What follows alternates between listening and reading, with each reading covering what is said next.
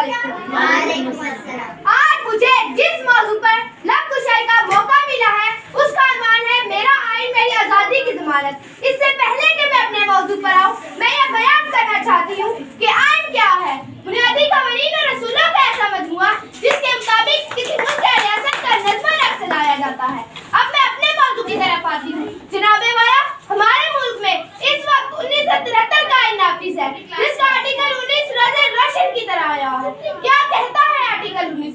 Article 19 हमें बोलने का, काम करने का हक देता है, जब तक हम किसी की मजहबी बेहुरमती ना करें। जनाबे वाला, मजहबी आज़ादी की बात करूँ तो मुझे फख्र होता है अपने मुल्क पर। यहाँ कोई मजहबी इंतहा पसंद नहीं है।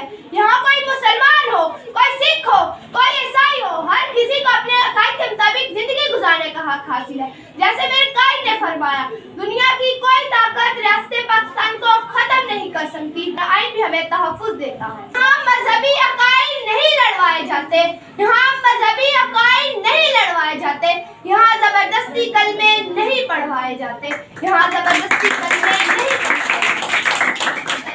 मुझे हर तरह की आज़ादी देता है। माशी आज़ादी की बात करूँ तो हमारे माशरती असूलों के अंदर से होते हुए मेरा आइन मुझे हक देता है कि मैं अपने रस्म और रिवाज को मनाऊँ, अपने घरों को सजाऊँ, अपने त्योहार को मनाऊँ।